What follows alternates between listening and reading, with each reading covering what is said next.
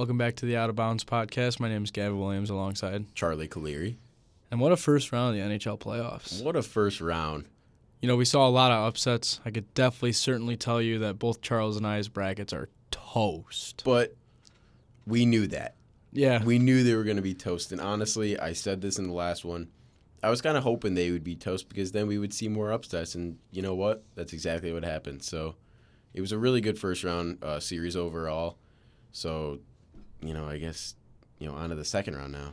Yeah, we'll bring it back. We'll go over a little recap of the first round. So, for the first round, I absolutely did not do great in the West.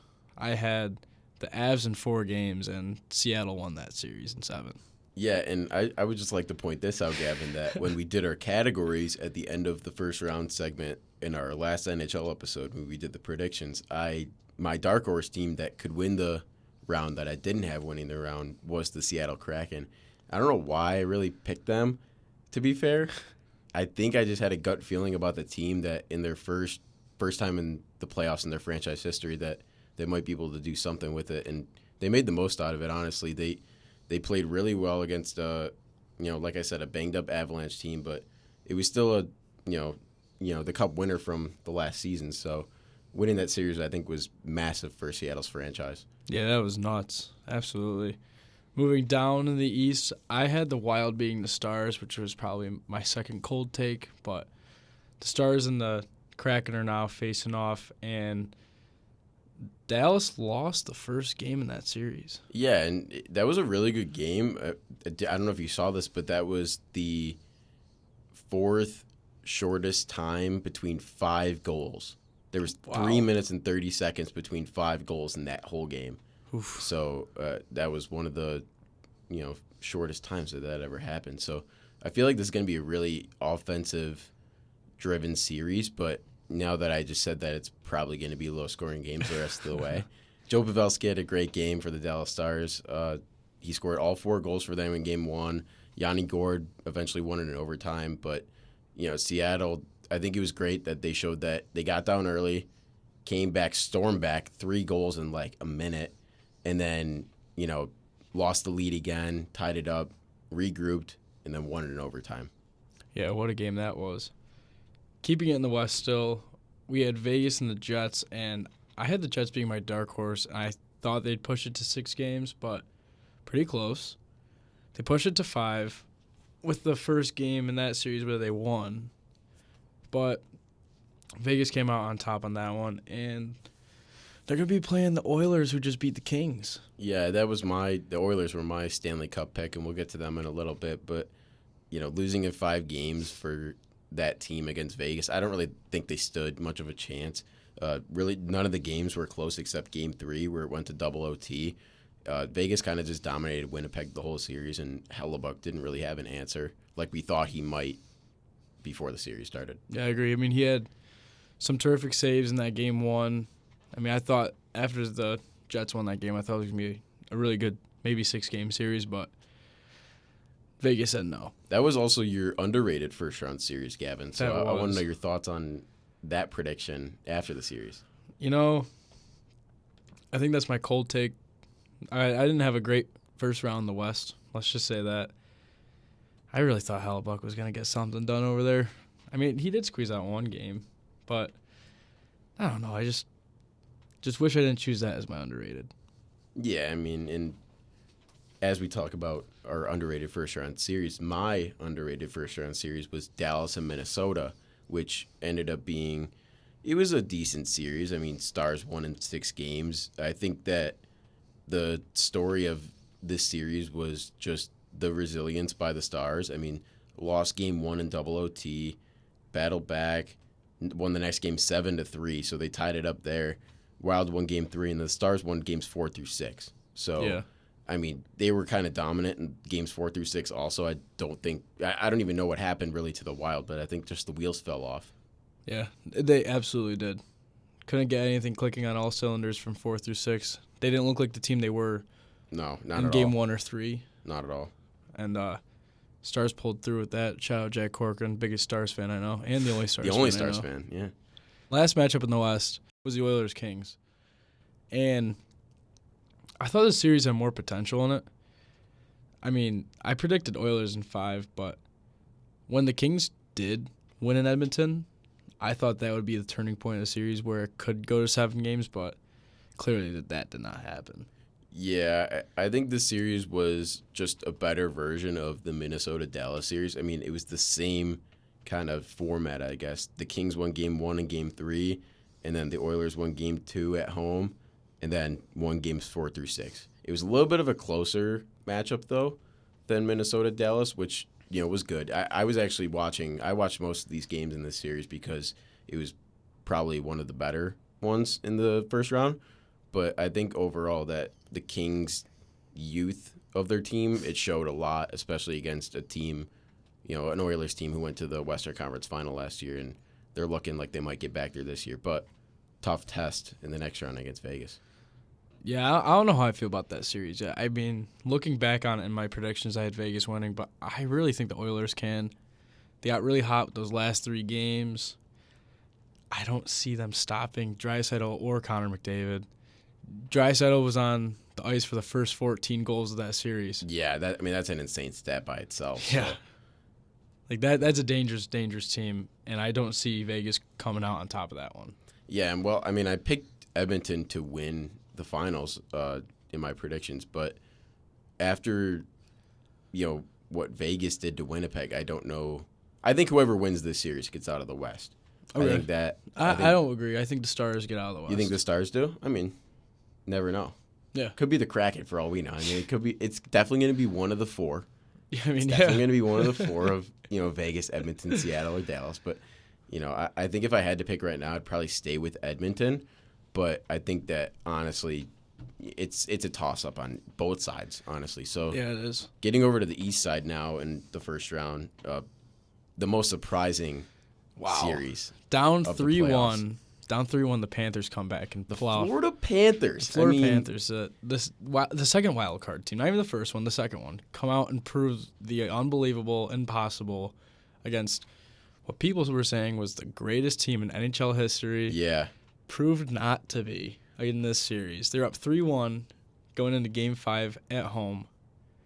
Allmark chokes that. And then he let in 7 in Florida. Then they started swimming in Game 7.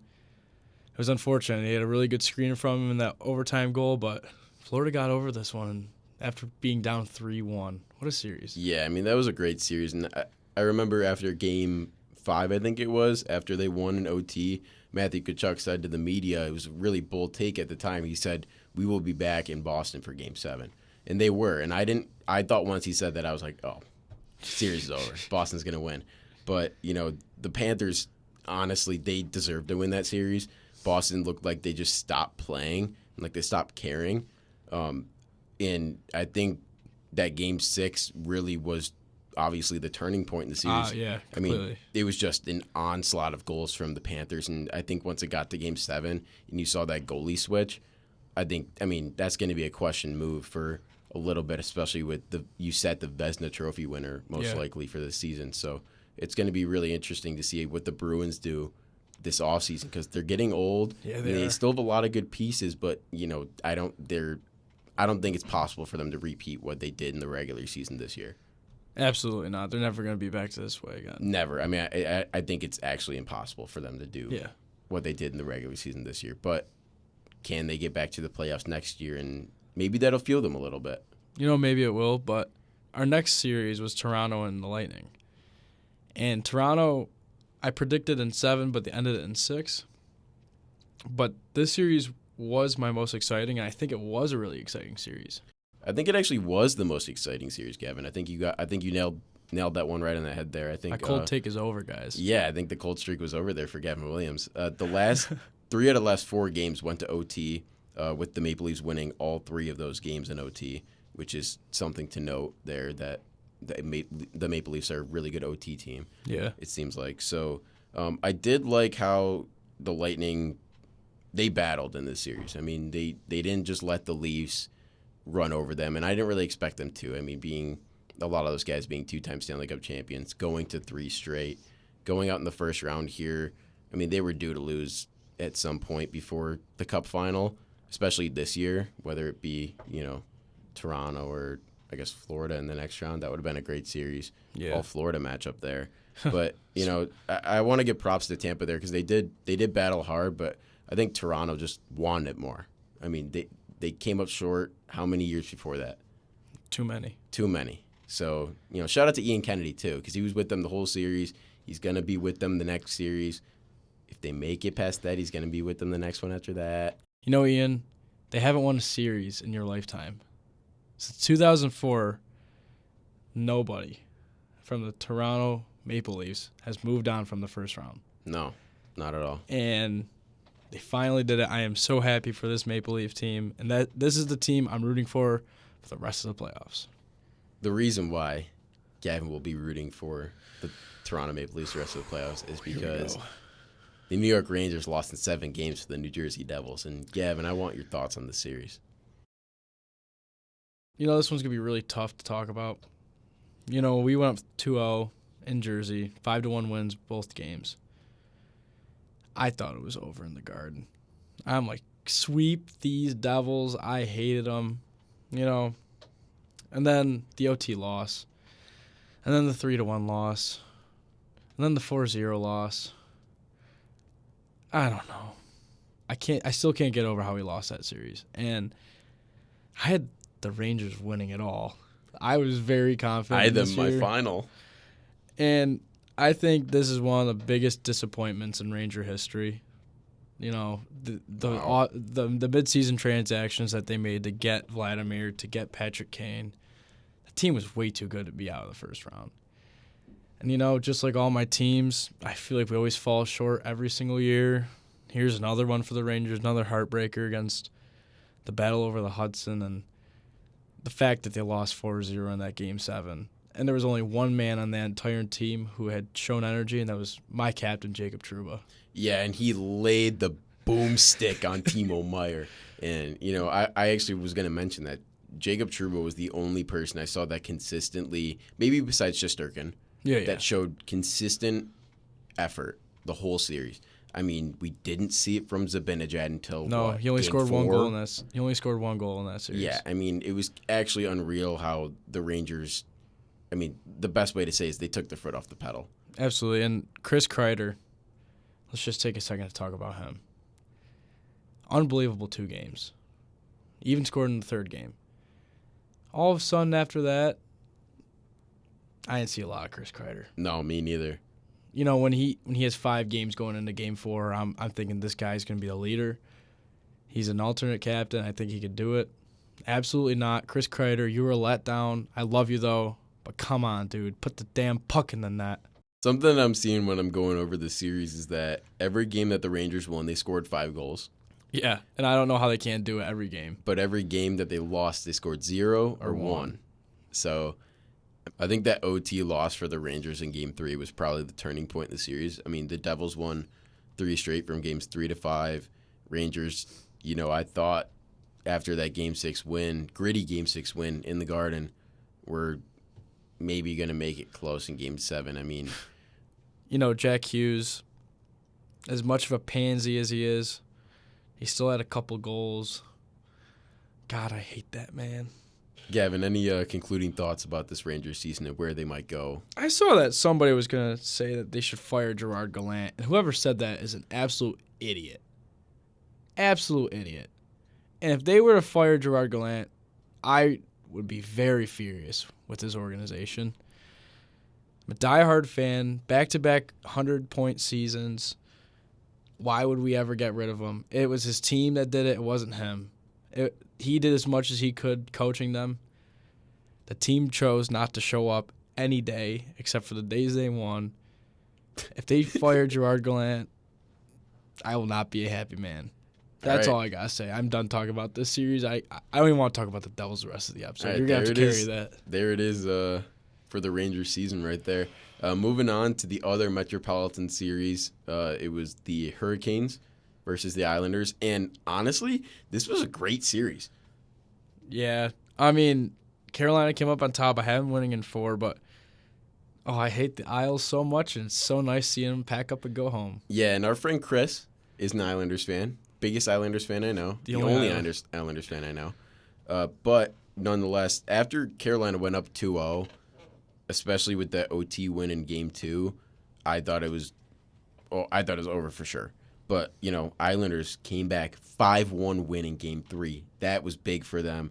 And then, winning Game 5 in Carolina, that was big too. I think that the Islanders showed what the Rangers didn't, honestly. They showed a lot of heart. We're still talking about them, Charles. Come on. Yeah, sorry. I just had to bring it back to them. The Hurricanes, they were just a better team. I think that's just, how it goes sometimes.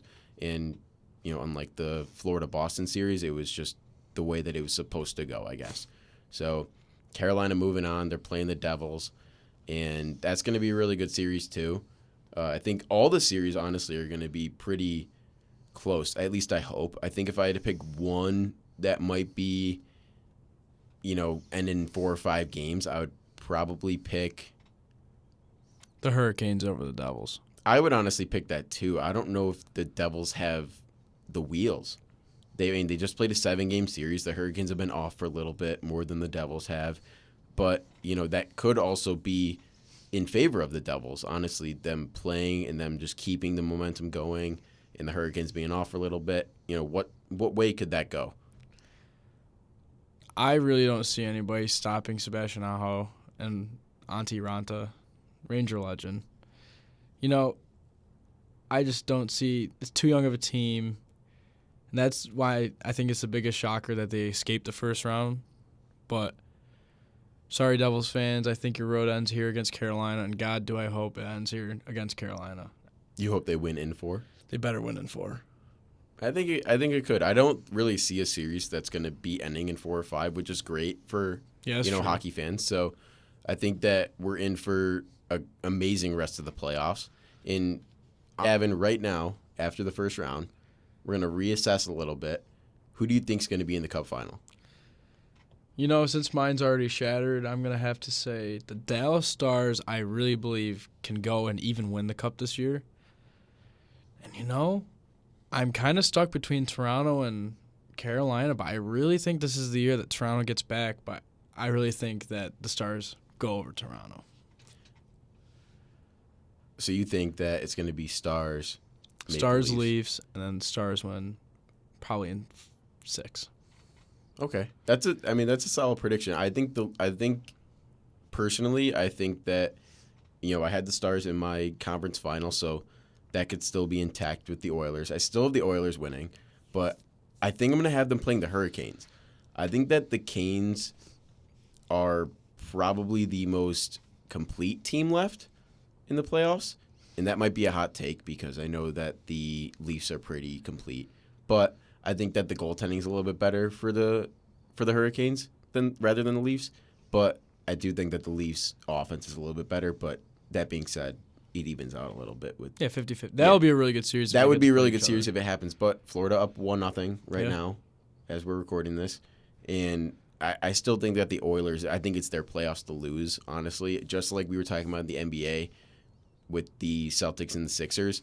If any year that the Oilers are going to win or the Knights, it's probably going to be this one, and they're playing each other in the second round. So I think whoever gets past each other in that second round series is going to probably be the favorite to win. And honestly, I don't want to say they should win, but they have to know that they have to win probably this year. Yeah, I completely agree. I mean, Connor McDavid is, I think, probably going to lose Draisaitl at one point in his career. Probably. And if there's a team that he can do it with, I think it's definitely this one because I think the Oilers have the best shot with their fast-paced offense that they can go in against Vegas, and I think they could probably beat them in 6. With the Stars, that'll be a really close series because both teams have electric offenses, and that'll be a really good series. But I really hope that the Dallas Stars or the Toronto Maple Leafs win this. If it's anybody but the Devils, I'm a happy man. And I think with that, we're going to wrap up this episode. A little quick recap of the first round here. We just wanted to get that out, maybe clear up some things, maybe bring back some points that, maybe we both forgot about. So I think that was an overall really good first round series. I'm really excited to see what's in store for the second round. I think that each series could go to 6 or 7, which is great, I agree. like I said. So once again, thank you for all the support. Thank you for listening. Thank you guys for tuning in. Sorry, New York Ranger fans, and to myself about that series. Sorry for getting all emotional. I just love that team so much. And make sure you follow us on Instagram. Absolutely. It's Out of Bounds Podcast with a dot between every single word. Yes, there is. Leave us some feedback in the comments. Shoot us a DM on Instagram. Any ideas you guys want to welcome in, any topics, any criticism, constructive criticism, anything that can help better the show. We appreciate the listening, and we'll see you on the next one. Have a great one. Have a great day.